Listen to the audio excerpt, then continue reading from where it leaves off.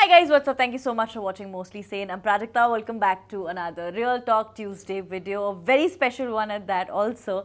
First, I want to wish everybody a very happy Independence Day. And I have a paper which has everything that I need to know and say correctly. और मैं कितनी भी कोशिश कर लूँ तो भी सर मैं नहीं इंट्रोड्यूस कर पाऊंगी उस हिसाब से जैसे मुझे करना चाहिए. So I'm just going to say hello. शुक्रिया और मेरी तरफ से भी सबको आज़ादी के महोत्सव पर बहुत बधाई. Sir has come today and he is spending some time with us और वो हमसे कुछ ऐसी चीज़ों के बारे में बात करने वाले हैं जिनके बारे में ऑनेस्टली मेरे लिए भी ये कॉन्वर्सेशन पहली बार है. हो सकता है मेरे लिए भी पहली बार हो. आपके लिए पहली बार नहीं है फॉर श्योर. मुझे पता नहीं ना, कोई ऐसे सवाल आप पूछती हो, ऐसी बातें करती हैं लोगों से कि लोग जो शायद छुपा के रखते हैं वो भी बोल देते हैं. है ऐसी चीजें तो फिर आप अभी बता दो. नहीं जब पूछोगी तभी बताऊंगा. सर मैं आपने जितना भी अब कितने साल हो गए मेरी उम्र को या नहीं, काम को करीब 42 साल हो गए. तो मतलब यू स्टार्टेड इन 80 बल्कि 43 ही हो गए. 43. Seven. So I started in 1980. 80. Yeah. That is a long time. So But आप very little time, I tell you. जिस बुराई के खिलाफ हम लड़ रहे हैं, मैं लड़ रहा हूँ, वो बुराई हजारों साल पुरानी है, सैकड़ों साल पुरानी तो है ही है. 43 years is not a long time. But it's still more than what most people have kind of managed to do. So सबको बता दूं कि सर काम करते हैं against child labor and he had a huge role to play in getting the right to education constitutionalized for all of us. मैं जानना चाहती हूँ कि how does someone begin doing something that gets you a Nobel Peace Prize? First of all, so tell us about the night it all began. How did it begin for you? देखिए, मुझे ये तो नहीं पता कि Nobel prize कैसे मिलता है. क्योंकि मैंने कभी हम दोनों के बीच एक ही के पास नोबेल पीस प्राइज है. हाँ, मेरे पास है. तो आप ही को पता है. लेकिन मैं आपको बताऊं कि वो प्राइज जब मुझे मिला तो मुझे उस समय के राष्ट्रपति जी ने ये कहा, प्रणब मुखर्जी जी ने, कि भारत की धरती पर पहला नोबेल मेडल लेके आप आएंगे और यहीं रखेंगे, क्योंकि सबसे पहला लाए थे रविंद्रनाथ टैगोर जी, जो उनका चोरी हो गया. बाकी लोग भारत में नहीं रहे. भारत के नागरिक भी नहीं रहे. सो मेरे मन में आया कि अगर एक ही मेडल इस देश की धरती पर रहेगा, so why I should keep with me in my home. I should dedicate it to my motherland, to my nation, to my people, my Indians. तो मैंने उनको चिट्ठी लिखकर वो मेडल कहा कि मैं राष्ट्रपति जी आपको समर्पित कर रहा हूँ, भारत माता को समर्पित कर रहा हूँ, लेकिन आपके माध्यम से. उन्होंने कहा दुनिया में ऐसा किसी ने नहीं किया. उन्होंने पता लगाया तो पता लगा किसी ने ऐसा नहीं किया. तो मैंने कहा मैं महात्मा गांधी जी की समाधि पर उसको रख के हाथ जोड़ लूँगा, क्योंकि गांधी जी का नाम कई बार चला था. अगर उनको नोबेल प्राइज़ मिलता तो नोबेल प्राइज़ की इज्जत 1000 गुनी ज़्यादा हो जाती. नोबेल प्राइज़ का तो जो होता सो होता ही.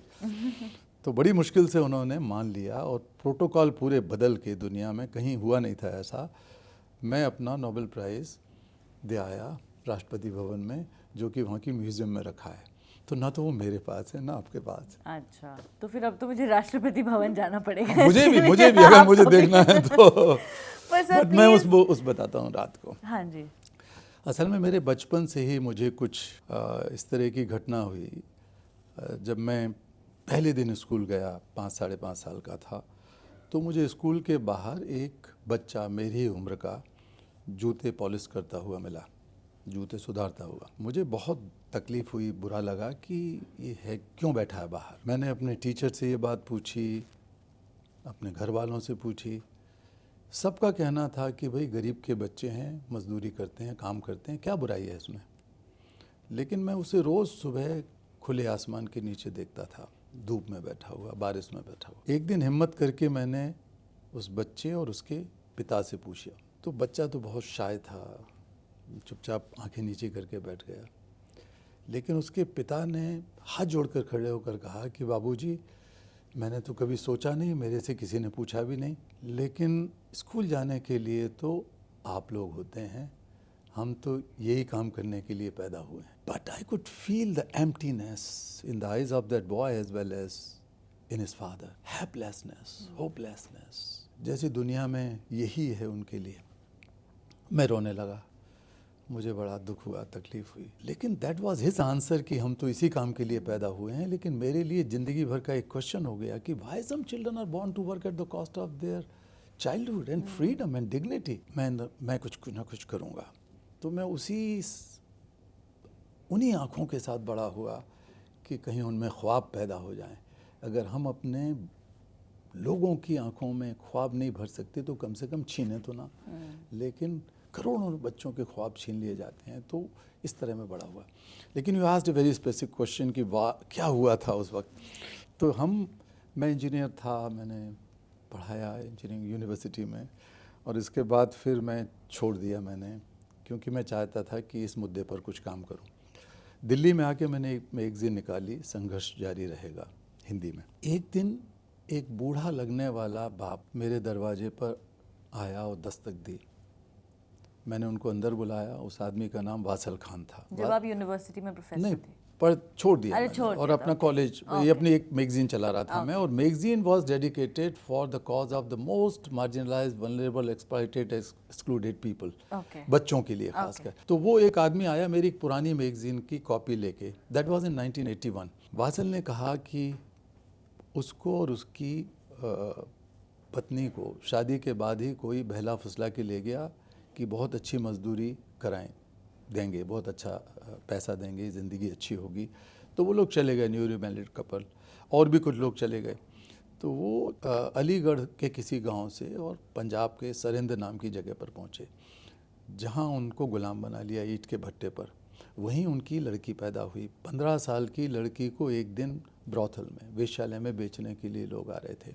And the desperate father had no option. He jumped into a brick-loaded truck in the middle of the night, and he somehow reached to Chandigarh.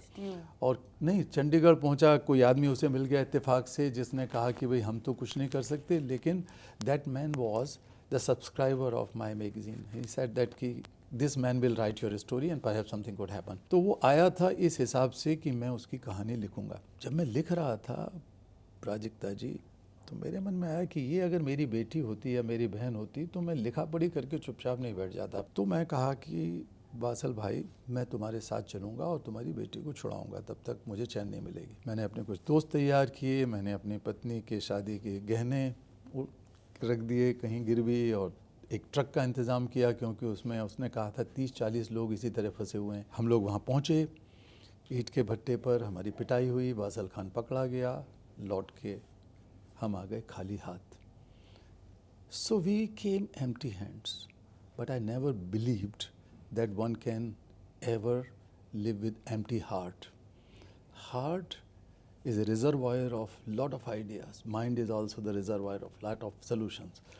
तो मैंने कहा कि I will rescue this girl. I'm not going to leave it like that.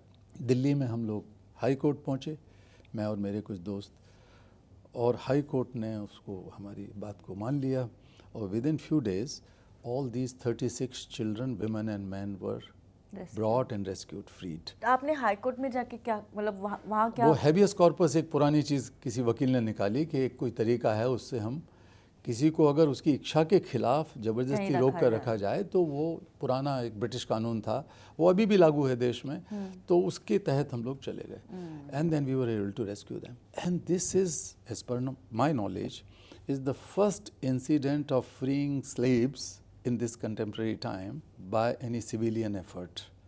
Bharat में ही नहीं, पूरी दुनिया में 1981 में पहली बार गुलाम बच्चों को इस तरह किसी गैर सरकारी कोशिश से छुड़ाया गया। उसे एक्टिविज़म कह सकते हैं आप, उसे compassion कह सकते हैं। Basically it was compassion. That time I didn't know what was my driving force. When I felt the suffering of that father as my own suffering, and then I tried to help him by elevate that suffering. गुलामी की suffering, गुलामी की दुख से, तकलीफ से आज़ाद कराने के लिए मेरे मन में जो हुआ वो कंपैशन था, वही मेरी ड्राइविंग फोर्स अब तक बनी रही।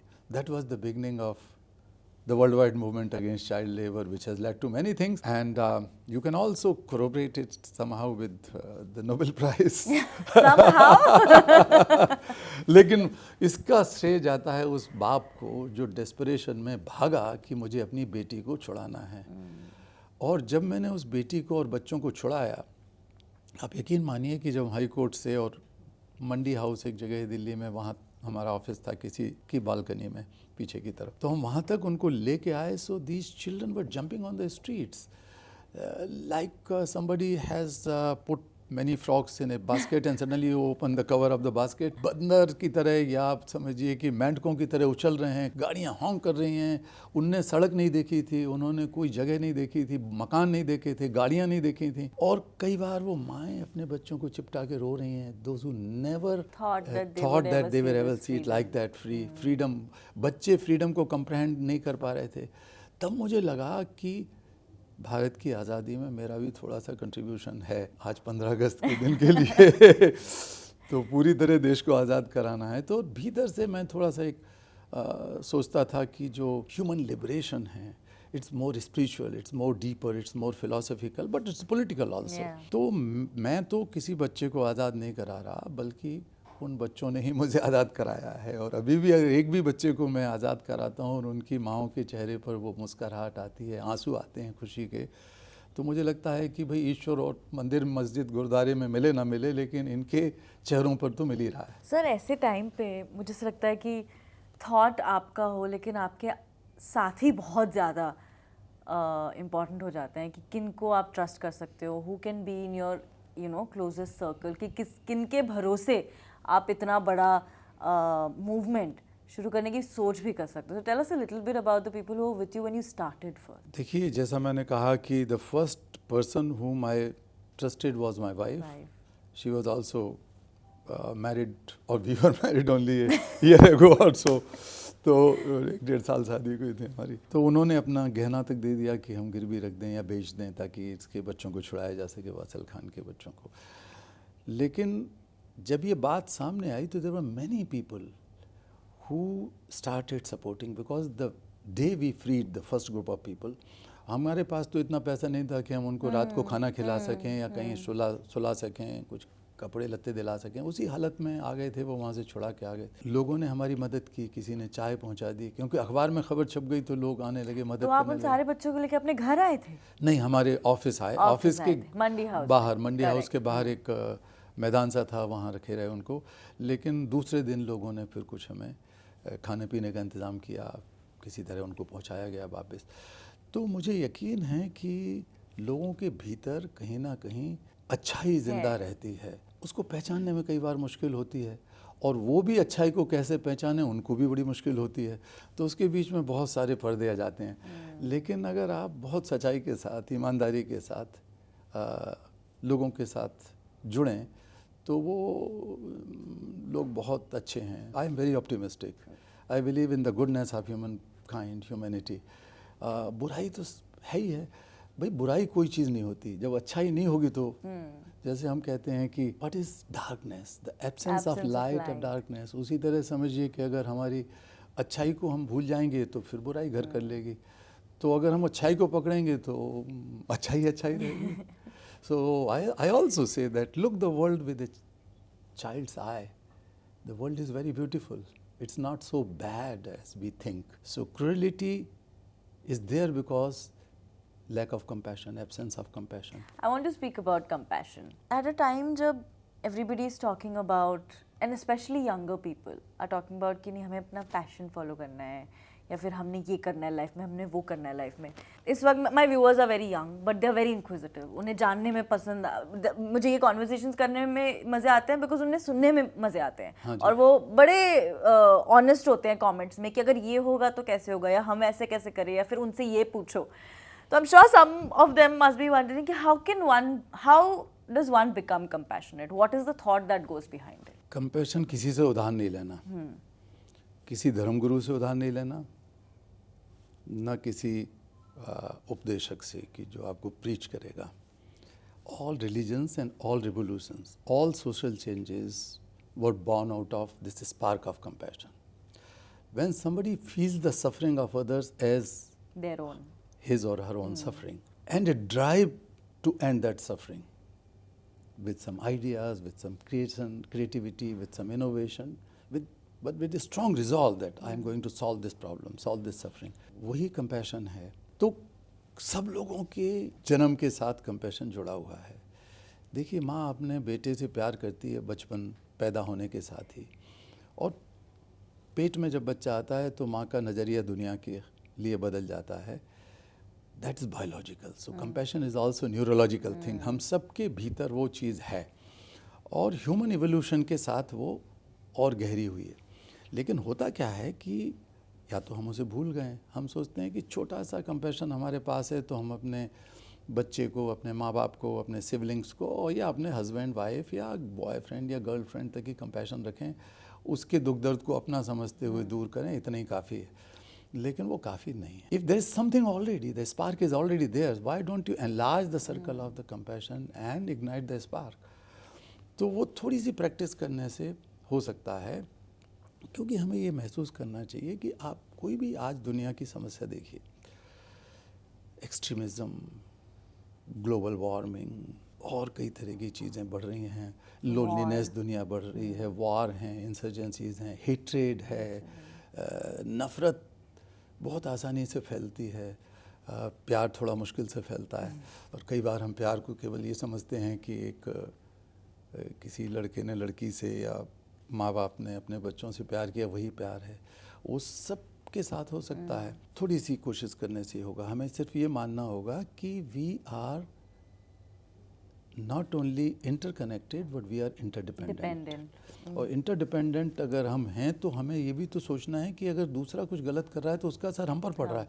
अगर दूसरा हमको गाली दे रहा है तो हम बहुत उससे प्रभावित हो रहे हैं. दूसरा हेट्रेड फैला रहा है, हम उससे प्रभावित हो रहे हैं.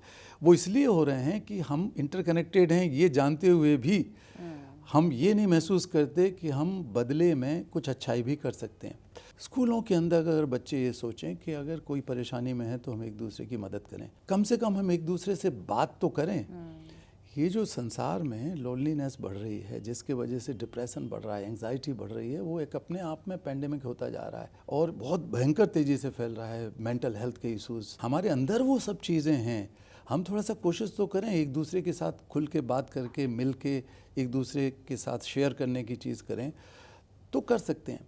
और सिंपल तरीका ये है कि अगर हम कोई प्रॉब्लम देखें तो प्रॉब्लम से या तो भाग जाते हैं लोग, या दूसरे पे दोष छोड़ देते हैं. कई बार सरकार पे दोष छोड़ देते हैं कि भाई सरकार ही इसके लिए जिम्मेवार है. लेकिन प्रॉब्लम के वूम के अंदर ही एक सोल्यूशन है. उसको हम थोड़ा समझें, प्यार करें. प्रॉब्लम को हम भगाएंगे तो हम उससे भागेंगे डर के, तो डरने से काम नहीं चलेगा. प्रॉब्लम के अंदर थोड़ा सा समझें कि क्या है, उसी में से सोल्यूशन ढूंढ लेंगे हम. पहली स्टेप क्या हो सकती है सर कंपैशन की? पहली स्टेप ये है कि we have to learn the sense of gratitude. मैं यहाँ बैठा हूँ, लाखों लोग मेरी बात सुनेंगे, मैं आपके लिए थैंकफुल हूँ राजिता जी, आपके माध्यम से ये हो रहा है. ये लोग जो सारे बैठे हैं, जो ये कैमरे पर हैं, ये जो साउंड कर रहे हैं, ये जो आपके एडिटर्स होंगे, मैं उनके लिए थैंकफुल हूँ. इस मकान के लिए थैंकफुल हूँ जिसने बनाया, उस मज़दूर के लिए, मेशन के लिए, मिस्त्री के लिए, बिजली वाले के लिए, प्लम्बर के लिए, इस पे जिसने रंग रोगन किया उसके लिए, कुर्सियाँ टेबल जिसने बनाई उनके लिए. तो मेरी एक लॉन्ग चेन है, सप्लाई चेन ऑफ, जिसे कहना चाहिए ग्रैटिट्यूड. तो ग्रैटिट्यूड के बारे में मैं सोचूं रोज़ रात को, अगर मैं 1 मिनट भी सोचूं कि आज दिन भर में किस किस ने मेरी मदद की या किसकी वजह से मुझे अच्छा लगा, फिर मुझे लगेगा अरे दुनिया में तो ऐसे बहुत सारे लोग हैं जो मेरी मदद कर रहे हैं. अगर हम कॉन्शियसली ये सोचें कि कोई ना कोई मेरी मदद कर रहा है जिसकी वजह से मैं ऐसा हूँ या ऐसी हूँ, तो वहाँ से कंपैशन की शुरुआत होगी. क्योंकि then we feel a sense of responsibility. So sense of responsibility begins with the sense of gratitude.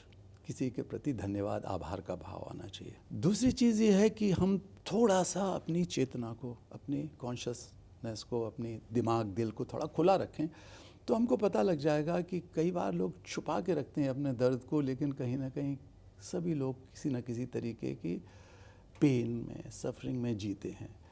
किसी को किसी की शिकायत करनी है तो मन में घुट रहा है, कोई फेलियर हो गया तो उसमें घुट रहा है. वो जो घुट रहा है उसको भी सेल्फ कंपैशनेट होना ज़रूरी है. सेल्फ कंपैशन का मतलब है कि आप ना तो अपने आप को बढ़ा चढ़ा के देखो, स्वार्थी हो जाओ, और ना ही आप सेल्फ गिल्ट में मरे जाओ, आत्मग्लानि में कि अरे यार मुझसे गलती हो गई, मुझसे गलती. कुछ गलती नहीं हुई. क्या गलती हो गई, जानबूझ के की है तो सुधार लो. अगर धोखे से हो गई तो और आसानी से सुधर जाएगी. तो छोटी छोटी चीज़ों में हम लोग कई बार घुटते रहते हैं मन ही मन में. इससे हम बच सकते हैं. दिन भर में कोई ना कोई ऐसी चीज़ ज़रूर होती है जिससे कि हम लोग खुश हो सकें. We should try to find those moments where we can celebrate and enjoy. खुश रहने से भी हम दूसरे के साथ जुड़ेंगे, हम खुशी शेयर करेंगे तो कंपैशन शुरू हो जाएगा. लेकिन ये देखें कि हम क्या किसी के प्रॉब्लम सॉल्वर हो सकते हैं. Compassion in simple words is selfless problem solving of others. दूसरों की आप प्रॉब्लम सॉल्व कर सकें तो आप कंपैशनेट हो जाएंगे. पर अभी ये तो मतलब ये this is one of those conversations that started very casually, लेकिन कहते हैं ना कि अगर वो करने से आपको खुशी मिलती है तो इज़ इट रियली सेल्फलेस? खुशी अपने आप आएगी. आपको अगर खुशी के लिए करोगे तो फिर तो बहुत खुशी के पीछे भागते रहोगे. फिर कहोगे यार ये खुशी तो इतनी छोटी, और बड़ी होना चाहिए, और बड़ी होनी चाहिए, और बड़ी होनी चाहिए, और बड़ी होना चाहिए. तो पीछे भागने के बजाय जितनी खुशी मिले उसको ग्रैब करते जाओ तो आगे खुशी आ जाएगी अपने आप. तो ये तरीका है. अब देखिए कि ये जो आपने अभी कहा कि कॉन्स्टिट्यूशनल अमेंडमेंट या लॉ बना भारत में, मैं जिसके बारे में मैं बात करना चाहती थी. जैसे जब कोई अभी, मैं इंटरनेट के लिए बहुत ग्रेटफुल हूँ क्योंकि मुझे ऐसा लगता है कि इंटरनेट पे ये जो हम सभी को एक आवाज़ मिली है या एक प्लेटफॉर्म मिला है जहाँ पे बातें हो रही हैं, जहाँ कॉन्वर्जेशंस हो रहे हैं, जहाँ लोग अपना अपना दुख दर्द खुशी सब कुछ शेयर किए जा रहे हैं, and more people are getting involve with this so you can celebrate things together. And I genuinely think that it's immensely powerful कि किसी भी अगर कॉन्वर्जेशन को अगर आपको बढ़ाना हो, मुझे ऐसा लगता है कि मैं इस प्लेटफॉर्म के लिए बहुत ग्रेटफुल हूँ. तो यहाँ पे कई बार ये बातें होती है ना कि व्हेन यू आर यंगर और आप किसी चीज़ के बारे में बात करना चाहते हैं, आप किसी चीज़ के लिए काम करना चाहते हैं, कई बार हमें ऐसा लगता है ना कि ये तो, पर मैं क्या कर पाऊंगी इसमें, ये तो गवर्नमेंट का काम है, ये तो पॉलिसी चेंज चाहिए. अब जैसे जब मैं क्लाइमेट चेंज पे बात करती हूँ, कितनी बार ऐसे होता है मेरे साथ where I sit down and I hit a road block और मुझे लगता है कि पर इसके आगे तो मेरी चलेगी नहीं, इसके आगे तो गवर्नमेंट को कुछ करना पड़ेगा. So how does one bring about policy change? क्योंकि आपने नेशनली नहीं पर इंटरनेशनली पॉलिसी चेंज बनाया है. भाई देखिए, पहले तो हम ये मानें कि गवर्नमेंट हो या और कोई भी सेक्शन ऑफ सोसाइटी, वो हम में से ही लोग बनते हैं, हैं. हम में से ही बनते हैं, और ब्लेम करने से तो कुछ होगा नहीं. ठीक है, हमें अपने अधिकारों की मांग करना चाहिए, लेकिन हमें खुद भी तो कुछ कंट्रीब्यूट करना चाहिए कि दूसरों के अधिकारों का हम हनन ना करें. हम भी तो ऐसी ज़िंदगी जीते हैं कि दूसरों की कीमत पर हमें तरक्की मिलती है, हमें सफलताएं मिलती हैं, तो हम ये भी तो देखें.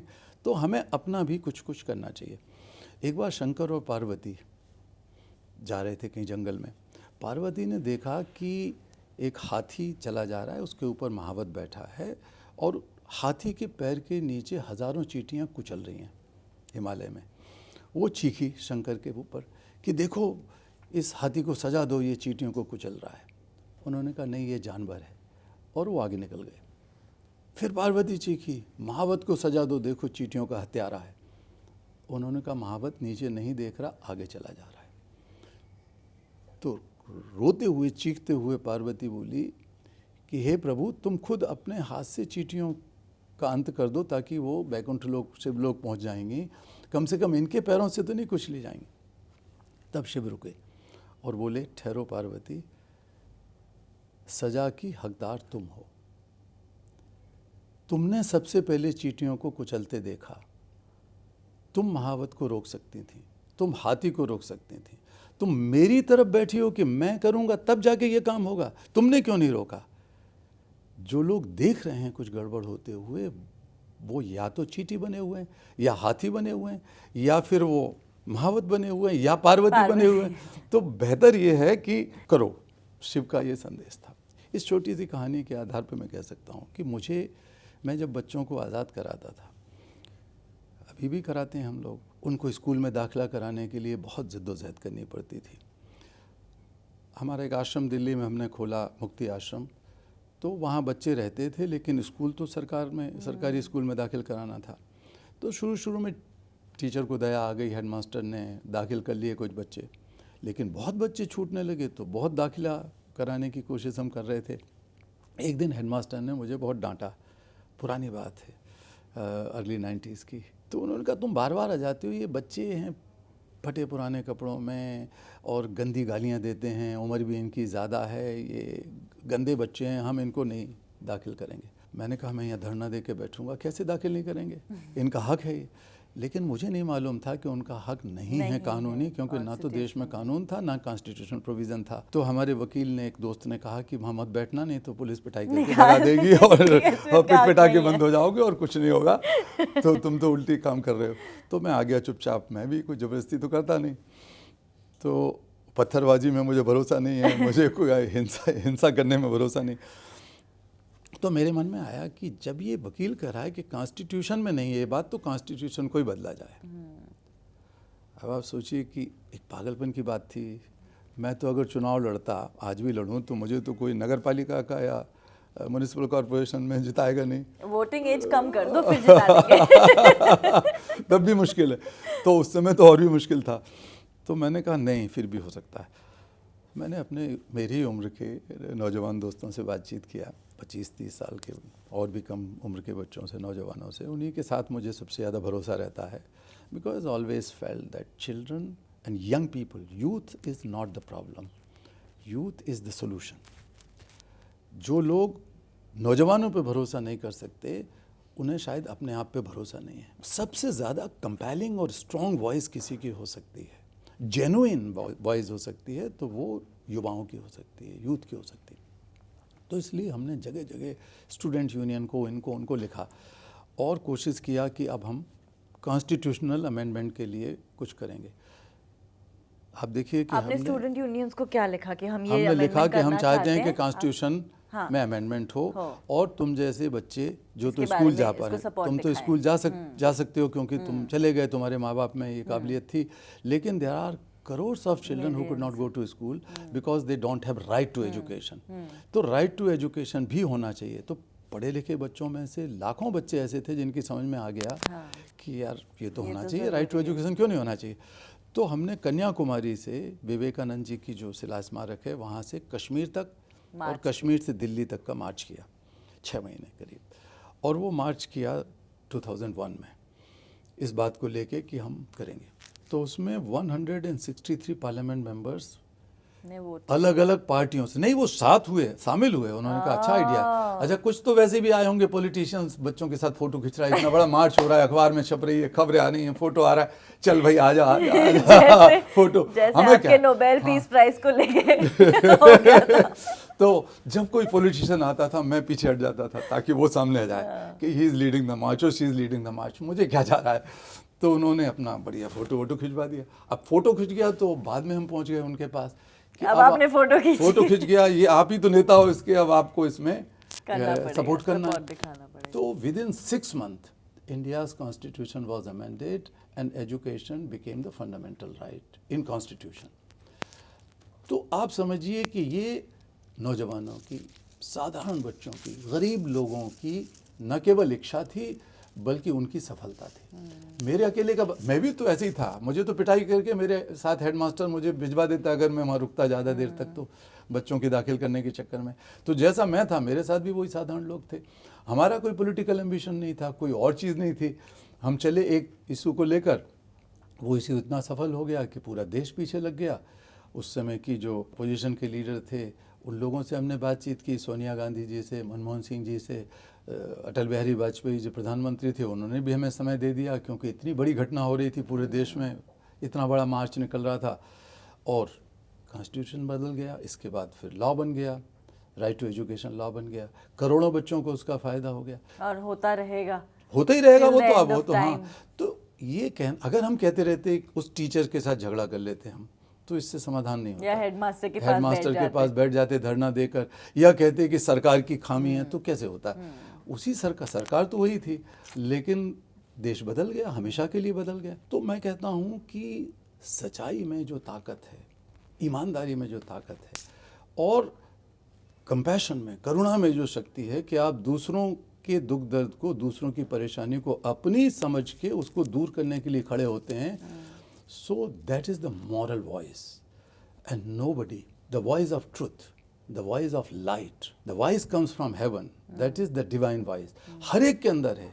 ये कोई धार्मिक बात नहीं कह रहा हूँ मैं, ना मैं ऐसा कोई मंदिर मस्जिद गुरुद्वारे वाला आदमी हूँ, लेकिन मैं मानता हूँ कि ये अगर किसी में हो सकती है आवाज़, सच्चाई की आवाज़, तो नौजवानों में हो सकती है।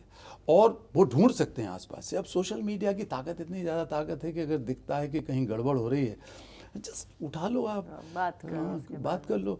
आप भी तो लिखती बोलती हो, जब तो करोड़ों लोग सुनते हैं, देखते हैं, समझते हैं, इंस्पायर भी होते हैं। तो कहीं देख रहे हो आप कि भाई ग्लोबल वार्मिंग हो रही है, कुछ छोटा मोटा काम कर सकते हो। व्हेन आई से compassion, it's not just for human being. अरे भाई, कंपैशन अगर है तो you should feel the suffering of water, air, river, mountain, plant, animal, everything. अगर आप कंपैशनेट हो तो सबके लिए रहेंगे। ये नहीं है कि आप अब लग रहा है कि अब ग्लोबल वार्मिंग की वजह से अब हम मर जाएंगे तो हम अपने आप को बचाने के लिए झंडा लेके खड़े हो जाएंगे। वो झंडा लेके खड़े होने से नहीं होगा। अपनी ज़िंदगी में कुछ ऐसा करो कि एक पेड़ ही लगा लो, कम से कम पानी खराब ना करो। अब मैं देखिए, आज आपके शो में आया हूँ तो मेरे लोगों ने कहा, कैलाश जी आप 5 दिन से ब्राज़ील में थे और वो कपड़े पहन रहे थे। मेरे कपड़े ब्राज़ील में गंदे नहीं हुए, कुर्ते पजामे। अच्छा। गए वहाँ कुछ ऐसा था नहीं। बड़े बड़े प्रोग्राम में गए, राष्ट्रपति के पास, वहाँ प्रेसिडेंट लूला के पास, या और लोगों के यहाँ सुप्रीम कोर्ट में हमारा एक कुछ लेक्चर था जिसके लिए गए थे, तो कपड़े गंदे नहीं हुए। एक बार छोटा सा गंदा हुआ तो मैंने थोड़ा साफ़ कर लिया, उसमें वो लगा के एक कुर्ता। तो आज इन्होंने कहा कि प्राजक्ता जी के शो में जाने के लिए बढ़िया कुछ नए से कपड़े पहनो। सो मैंने कपड़े साफ़ किए। अगर मैं दूसरे साफ कपड़े पहन के आया, देखिए आप सज धज के आया। क्योंकि आप सज धज के जाती हो तो लाखों लोग कहते हैं लाइक लाइक लाइक। कोई गाड़ी में बैठती हो तो मैं डर के मारे, सच्ची कह रहा हूँ, डर के मारे ये कपड़े पहन के आए थे। नए कपड़े निकाले। मैं सर आपको बता रही हूँ, आप कभी इसको लेके, मैं आज ऐसे पहन के आई हूँ, मैं कहा नहीं सर मिलेंगे तो मुझे अगर सच्ची पता होता तो मैं तो अपने 5 दिन वाले कपड़े आज चला दे। अरे नेक्स्ट टाइम तो हम वैसे ही करेंगे। आज मैं भी वो सोच, मैं सुबह जब तैयार हो रही थी तो मैंने अपने जो हमेशा वाला जीन्स टी शर्ट निकाला। मैं कहा नहीं आज तो सही कपड़े पहन के जाएंगे। मैं कहा ऐसे थोड़े ना बैठ के someone like you meet everybody to take me seriously also करके मैंने ये पहन रखा है। हाँ, तो मैं तो ज़्यादा कोशिश करता हूँ कि अगर कपड़े गंदे नहीं हुए हैं, कुर्ते पजामे हैं, 3 दिन 4 दिन 5 दिन चला लो, ठीक है। तो या पानी पीने में भी मैं ऐसा नहीं करता कि अपना ग्लास में पानी छोड़ दूँ, उतने पानी लूँगा मैं जितना पी सकता हूँ। तो खाना भी मैं कभी नहीं छोड़ता, मैं कोशिश करता हूँ कोई खाना न छोड़े। तो जब आप फूड को प्यार करेंगे, पानी को प्यार करेंगे, तो compassion is not just limited to human beings, it is for everyone. It's a way of life. Way of life. तो वो बन सकता है अगर हम उसको थोड़ी सी गहराई से महसूस करें। I tell you that will make you a better human being, and that's why also more happier human being. Happier human being. आप देखो ना, मुझे तो लोग कहते हैं कई बार कि इतने बच्चों के दर्द को आप देखते हैं, लोग रोते हैं, माएँ रोती हैं जिनके बच्चे खो गए हैं, 10 साल से नहीं मिले हैं, और कई बार हम सफल होते हैं, कई बार नहीं भी ढूंढ पाते हैं, और फिर भी आप नॉर्मल रहते हैं, खुश रहते हैं, कोई डिप्रेशन नहीं, कोई परेशानी नहीं आपकी। तो मैं कहता हूँ this is the miracle of being compassionate. I try to be compassionate. I can't claim myself that I am fully compassionate, but I humbly try. But I think we can agree that you're compassionate. जी, तो आप मुझे certificate दे रही हो तो ठीक ही है, ठीक ही होगा। तो मैं आपको विरोध नहीं करूँगा आपकी बात का। So that brings simplicity. If you are compassionate, it will bring simplicity, because then you are not just you. You are connected with everyone around you, and then you have to be simple and transparent. आप hide करोगे तो फिर कैसे problem solver बनोगे? तो दूसरी बात ये है कि मेंटल हेल्थ के आपके इशूज नहीं रहते, and you emerge as a better leader. There are many studies which prove that compassionate medical professionals were happier than those who are not practicing compassion. Those who are not practicing compassion, and those who are driven by their money and earnings and so on. लेकिन दूसरा फ़ायदा मरीजों को है कि compassionate doctors के साथ जो मरीज हैं, जो कंपैशन से ट्रीट होते हैं, वो बहुत जल्दी हील होते हैं, जल्दी रिकवर होते हैं. इस तरह की स्टडीज़ दुनिया में हुई हैं. Compassionate leaders in corporate are much more successful leaders because they are more authentic and their colleagues are more satisfied. इस पर भी बहुत स्टडीज़ हुई हैं कि 30 से 50% तक उनके साथ जो एम्प्लॉइज़ या उनके कोलीग्स हैं वो उनके साथ टिके रहते हैं, रुके रहते हैं, क्योंकि उन्हें मिलजुल कर सब लोग प्रॉब्लम सॉल्वर बनते हैं. कंपनी की ग्रोथ बढ़ती है इससे. टीचर अगर कंपैशनेट है तो बच्चे जल्दी सीखते हैं. इस पर भी कुछ स्टडीज़ हैं और हम कुछ करा रहे हैं. लेकिन हमको लगता है कि इसके लिए पूरी एक बड़ी कोशिश ज़रूरी थी. In my Nobel acceptance speech, I gave a call to globalize compassion. हमने डेटा का, बाजार का, व्यापार का, प्रोडक्शन का, सप्लाई का, कंज्यूमरिज्म का, सब चीज़ का ग्लोबलाइजेशन कर लिया, भूमंडलीकरण हो गया। कंपैशन का भी। हाँ, तो भारत की धरती से हम लोग कंपैशन को ग्लोबलाइज करें। हम हैं भी बहुत सारे। हम हैं भी बहुत सारे, और हमारी चूंकि इतनी पुरानी कल्चर है, हमारे इतनी गहरे मूल्य हैं, वैल्यूज़ हैं, उसमें से हम आसानी से डिग आउट कर सकते हैं, क्योंकि ह्यूमैनिटी हमारे ऊपर है। थोड़ा सा हम लोग इस चक्कर में ना पड़ें कि कोई धर्मगुरु हमें कंपैशन सिखाएगा, हमारे अंदर ही है वो, तो हम कर सकते हैं उसको। थोड़ा सा प्रैक्टिस करें, जैसा हमने कहा। जब हम कहते थे globalisation of compassion is the key to solve many of those problems which are so complicated and difficult, compounded. तो दुनिया में प्रॉब्लम बढ़ रही हैं, सोल्यूशन अगर ढूंढना है तो हमारे पास कानूनों की कमी नहीं दुनिया में। हम इतने वेल्दी हैं संसार में जितने वेल्दी हम कभी नहीं थे। जितने हमारे पास नॉलेज है, आर्टिफिशियल इंटेलिजेंस भी अब शामिल हो गई है ह्यूमन इंटेलिजेंस के अलावा, बहुत तेज़ी से बढ़ रही है, तो हम प्रॉब्लम सॉल्व कर सकते हैं। लेकिन तब भी नहीं हो रही, और कॉम्प्लिकेटेड होती जा रही हैं। Personal problems, family problems, national international issues सब और बढ़ रहे हैं। हेट्रेड बढ़ रही है, वायलेंस बढ़ रही है, कन्फ्लिक्ट बढ़ रहे हैं। तो इसके पीछे क्या कारण है? Something is seriously lacking, and that is some sense of human connect between human beings, और वो कनेक्ट आएगा कंपैशन से। तो अभी मैंने एक नया अभियान लॉन्च किया, Satyarthi movement for global compassion, SMGC। तो उसका पर्पज़ ये है कि हम मिलजुल कर how to enlarge the circle of compassion which is inside each one of us, and try to enlarge the circle in the whole world, और हर क्षेत्र में कंपैशनेट लीडरशिप कैसे पैदा करें। और इसको, इस मूवमेंट को ज्वाइन कैसे किया जा सकता है? देखिए, आप तो हमारे साथ बैठ गई, थोड़ा बहुत तो ज्वाइन हो ही गई हो। Okay, great. अब बच के तो जा नहीं सकते। तो बड़े बड़े सेलिब्रिटीज से आप करती रहती हो बातचीत, लेकिन आपने अब मेरे से बातचीत की है, तो मैं आपको पकड़ के 2-4 जगह ऐसी ले जाऊंगा, बच्चों के बीच में, महिलाओं के बीच में, जहां आप उनसे बात करोगे और आपकी आवाज़ दुनिया में पहुंचेगी। That will help in enlarging the circle of compassion. I tell you Prajakta, you are like my daughter, so I can say with authority, I can read in your eyes. मैं, आप सेलिब्रिटी वगैरह इस चीज़ में मुझे बहुत ज़्यादा लेना देना नहीं है, लेकिन एक इंसानियत जो चीज़ है, जो आपकी आवाज़ में, आपकी चीज़ों में है कहीं भरी हुई, वही कंपैशन है। उससे दुनिया को इग्नाइट किया जा सकता है। आपके पास जो आवाज़ है, आपका जो करिश्मा है, that will help in globalising compassion, and I can guarantee it. मुझे उससे कोई अब दूसरा नोबेल प्राइज़ नहीं मिलना है ये सब बातें करने से। You never know. नहीं, मैं भैया एक में काफ़ी है, एक ही काफ़ी है। एक अपने पास रखने के लिए भी तो ले लो। एक मैं फिर कहीं और ऐसी जगह, तो फिर गांधी जी की समाधि पर किसी रख और दूंगा के, दूसरा। ब्राजील के प्रेसिडेंट के पास दिया है इस बार कि आप अपने राष्ट्रपति भवन में रख लो। नहीं, फिर वो भी अब सबके लिए होगा, मेरे लिए तो नहीं। मैंने वो पैसा भी मुझे मिला था, जो इतना ज़्यादा पैसा था कि मेरे तो बाप दादे ने भी इतना पैसा नहीं देखा था, कई करोड़ रुपया। तो मैं उसको भी बोल दिया वहीं नोबेल कमेटी वालों को कि this money should be spent for the children who are most needy, particularly in sub Saharan African countries, और हमारे देश में भी थोड़ा बहुत हम देना चाहेंगे, लेकिन जो सबसे ज़्यादा नीडी बच्चे हैं उनमें पैसा दे दो। सब लोगों ने कहा, मेरे दोस्तों ने कहा, सब ने कहा, मेरे अपने बच्चों ने कहा कि कम से कम एक नया आईफोन तो खरीद लेते इस पैसे में से। तो हमने कहा कि भाई ठीक है, जो फ़ोन है उसी में गुजारा चल जाएगा। पर ये भी एक मेरा सवाल था सर कि, and correct me if I am wrong, क्योंकि मुझे ऐसा लगता है कि जब आप ऐसे काम में अपनी पूरी लाइफ लगा देते हैं, अब यू आर सेइंग 43 इयर्स से आप ये कर रहे हैं, तो कहीं पे इसे सस्टेनेबल रखने की भी ज़रूरत है। जब इतने सारे लोगों की उम्मीद आपसे जुड़ी होती है, जब इतने सारे लोग आप पर डिपेंड, जैसे जब वो आए थे आपके पास मैगजीन लेके कि आप मेरी बेटी को ढूंढ लीजिए, तो जिस तरह की एक्सपेक्टेशन लोगों की है आपसे और जिस तरह का काम आप करें, मुझे लगता है कि you have to be so secure, you have to be healthy, you have to be sustainable in your personal life as well to keep continuing what you are doing. How does one do that? मैं अपना एक तो जो दिन भर करता हूँ उसमें बहुत मज़े लेता हूँ। मैं चाहे भाषण दे रहा हूँ, चाहे मैं रेस्क्यू ऑपरेशन कर रहा हूँ, आई लव इट।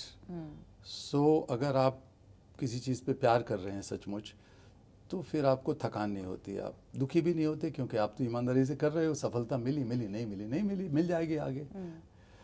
तो मुझे कोई उसमें प्रॉब्लम नहीं है। फिर जब मैं थोड़ा फालतू होता हूँ तो मैं अपने घर में कुछ खाना पकाता हूँ। मेरी पत्नी मुझसे, सुमेधा जी, बड़ा चिढ़ती हैं, क्योंकि मेरे बच्चे तारीफ़ करते हैं मेरे खाने की उस दिन, और उनके खाने की तारीफ़ करते नहीं हैं, तो बड़ा मुश्किल हो जाता है।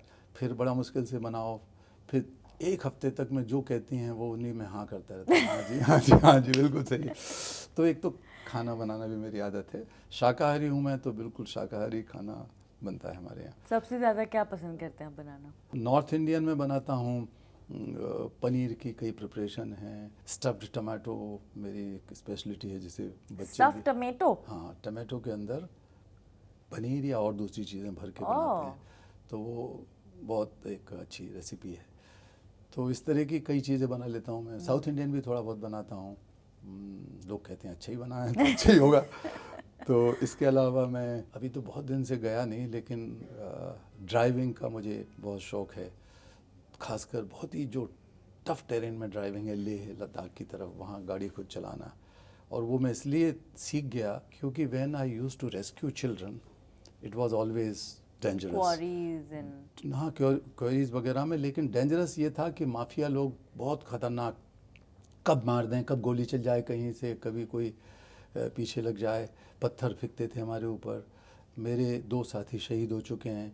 मेरे शरीर में शायद ही कोई ऐसा पुर्जा हो जो टूटा फूटा ना हो। मेरा I have my wounded shoulder, तो मेरे शोल्डर में भी है चोट लगी है, पीछे रिब्स में है, पैरों में है, सिर में है। कई बार मेरे ऊपर इन लोगों ने हमला किया, माफिया लोगों ने। ड्राइविंग करने में ये होता था कि जब हम कोई ड्राइवर साथ में रखते थे तो वो डर के भाग जाता गाड़ी छोड़ के, और चाबी भी लेके भाग गया।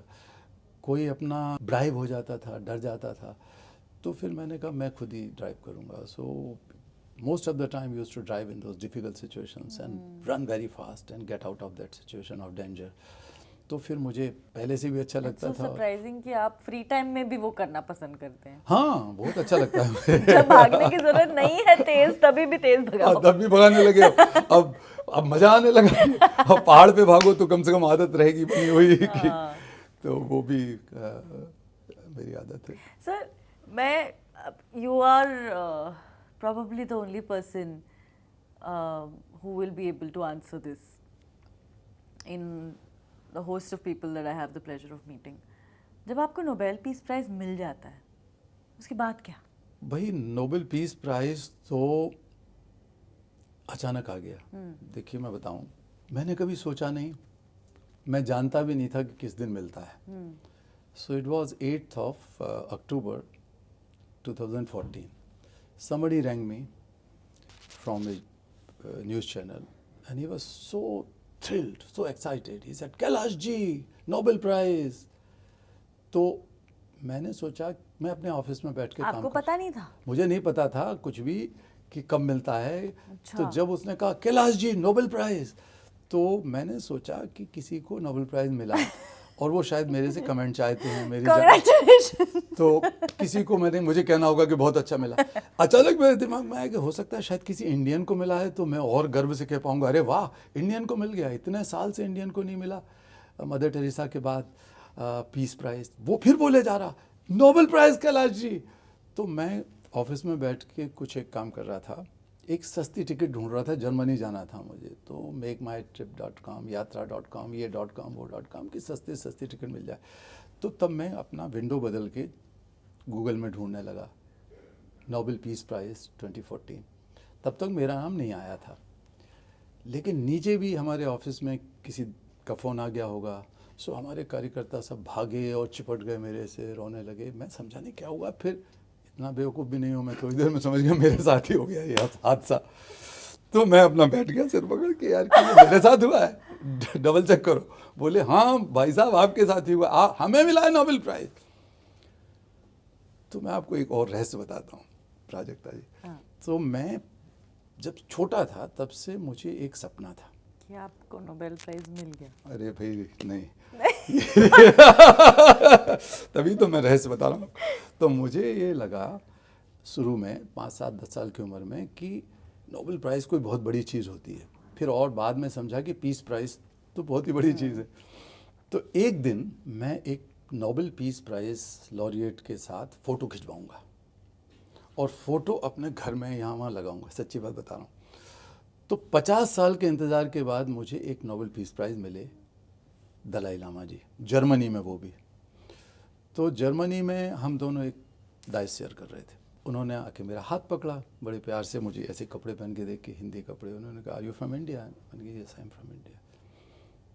तो कुछ फोटोग्राफर आए और उनका फ़ोटो खींच के चले गए। 2 फोटोग्राफर, उस समय बड़े बड़े कैमरे होते थे, सिक्योरिटी की वजह से उन्होंने ज़्यादा लोग नहीं आए फोटोग्राफर। आजकल तो सबके पास वो मोबाइल कैमरा है, उस समय नहीं थे। तो वो मेरा हाथ पकड़े थे और मैं यहाँ वहाँ देख रहा था, झांक झांक के कि कोई फोटोग्राफर इन जैसा कोई आ जाए तो मेरा फोटो खिंच जाए। मेरी ज़िंदगी का सपना दलाई लामा नहीं थे, दलाई लामा के साथ का फ़ोटो था। तो वो बार बार मेरे से पूछे 2-3 बार, young man what are you looking for? अब मैं क्या बताऊं कि मैं फोटोग्राफर ढूंढ रहा हूँ। मैंने कहा, कोई बात नहीं sir, I am sorry your holiness. मैं बैठा रहा। फिर जब उस दिन की घटना हुई, तब तक मेरे पास किसी नोबेल प्राइज़ विनर के साथ फ़ोटो नहीं था। तो मैं सीधा अपने बाथरूम में गया, मिरर के सामने खड़ा हुआ और अपना मोबाइल फ़ोन का धर धर धर धर धर 10-20-50 फ़ोटो ले नोबेल प्राइज़ के साथ तेरा फ़ोटो। तो मैंने अपना फ़ोटो, अपनी सेल्फी खींच ली, मिरर में अपनी सेल्फी खींची। तो that was my first photo with the peace laureate. Sir, आपने 1.15 लाख से ज़्यादा बच्चों को रेस्क्यू किया है। एंड जैसे हमारी पहले बात हुई कि आप जिस तरह से कंपैशन के बारे में बात करते हैं, या आप जिस तरह से इन बच्चों की स्टोरीज़ के बारे में बात करते हैं, पता लगता है कि आप पर्सनली इनसे मिल चुके हैं, इनसे बातें कर चुके हैं, इनसे हर किसी से आपका एक रिश्ता बना है। Are there any stories that stay back with you? I mean, I'm sure all of them stay back with you, but is there one that you could share? एक कहानी बताता हूँ। एक बार बहुत ही ख़तरनाक सिचुएशन में हम लोग हरियाणा की एक स्टोन क्वारी में रेस्क्यू ऑपरेशन के लिए गए, कुछ बच्चों को छुड़ाने के लिए, और बड़े भी थे। हमको पता लगा था कि वहाँ 3 जनरेशन से लोग स्लेव हैं। So the grandfathers were lured away to work at a brick kiln, this stone quarry, and then their children were born and grew up there, and they were married और उनके भी बच्चे हो गए। तो बहुत मुश्किल काम था वो। पूरी रात हम लोग इधर उधर रेकी किए, क्योंकि पता लगा कि वो जो क्वेरी है वो illegally run by some people, and the owner of that quarry or the cluster of quarries was a politician, parliament member in that area. तो बहुत पुलिस सरकार हमारी कोई मदद के लिए तैयार नहीं थी। So about 5 o'clock in the morning we got the chance to just rescue them. तो मैं गाड़ी चला के बहुत तेज़ी से ला रहा था। बच्चों को मैंने अपनी कार में बैठा रखा था, बड़ी कार में, और पीछे ट्रक में सब लोग लदे हुए थे, उनके बाप दादा सब लोग। मेरे साथ जो बच्चे थे 5, 6, 7, 8, 10 साल के, बहुत ही शॉक्ड थे, क्योंकि उन्होंने सड़कें वड़कें देखी नहीं थी, गाड़ी में भी नहीं बैठे थे, तो एकदम डरे हुए से थे। तो मैंने उनको थोड़ा ईज़ करने के लिए कहा कि बेटा पीछे कुछ केले रखे हुए हैं, रात के हमारे बचे हुए केले रखे थे, तो एक बंच ऑफ बनानास, आप उसको उठा के खाओ। पीछे की जो सीट पे बैठे थे बच्चों ने इधर उधर देखा, वो जानते नहीं थे कि केले क्या है। तो मैंने समझाया जो हरे से दिख रहे हैं, हरे पीले, वो दे दिया। तो सब लोग बड़े हैरानी से केलों की तरफ देखने लगे। मैंने कहा कि भाई तुम खाओ इसे। तो बच्चे ने इधर उधर देखा। फिर जो लड़की मेरे बगल में बैठी थी उसने कहा कि मैंने ऐसा प्याज तो कभी देखा नहीं। तो दूसरा लड़का भी बोला, नहीं ये तो आलू भी नहीं है। तो नीदर पोटैटो नॉर ओनियन। मैंने कहा नहीं, ये मीठी चीज़ है, केले हैं। मिठास उन्होंने चखी नहीं थी कभी लाइफ में, माँ के दूध के बाद। फिर मैंने इंसिस्ट किया, बेटा खाओ थोड़ा सा, इधर उधर की बात की मैंने। तो मैं भागे जा रहा था गाड़ी ने तेज़ी से। अचानक मेरी नज़र पड़ी कि कुछ बच्चे केला खाने लगे थे और उनको केले छील के खाना नहीं आता था। तो ऐसी चबा चबा के फेंक रहे थे, कुछ ज़बरदस्ती मुंह में ठूस रहे थे, थोड़ा मीठा लग रहा था उन्हें तो। एंड देन आई रियलाइज्ड कि कितना बड़ा फासला है आज़ादी और गुलामी के बीच का, सभ्यता का और उस समय की हालत का, इग्नोरेंस के बीच का। मुझे अपने आप पे भी तरस आया कि मैंने सिखाया नहीं इन्हें केले खाना, लेकिन इतनी बड़ी दुनिया में, इतनी पढ़ी लिखी दुनिया में ये केला खाना नहीं सीख सके, पहचानना नहीं सीख सके। मुझे अपने आप पे कोफ्त हो रहा था। मैं भगाया जा रहा था गाड़ी, अचानक उस लड़की ने, देवली उसका नाम, तो अचानक उसने बड़ी ज़ोर से मेरे कंधे पर हाथ मारा, 7-8 साल की लड़की ने, और चीख कर बोली, क्यों रे, तू पहले क्यों नहीं आयो? पहले क्यों नहीं आया?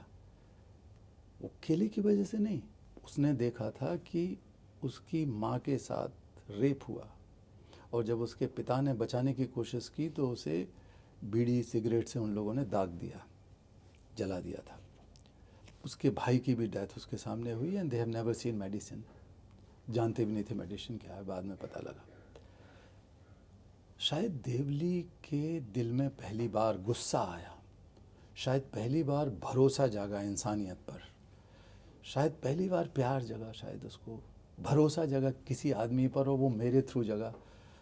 तो मैंने अपने आप को बहुत सौभाग्यशाली समझा कि भगवान ने मुझे इस काम के लिए भेजा है कि मुझे मेरे ऊपर भरोसा इसने किया, और मुझे कंधा मार के कह रही है कि why didn't you come early. That is also what your book is. ये पूरी किताब में बहुत सारे बच्चे, ऐसे 12 बच्चे मुख्य रूप से, जो अलग अलग फील्ड के थे और जिनको हमने रेस्क्यू कभी कराया, वो हमारे साथ रहे, हम उनके साथ रहे।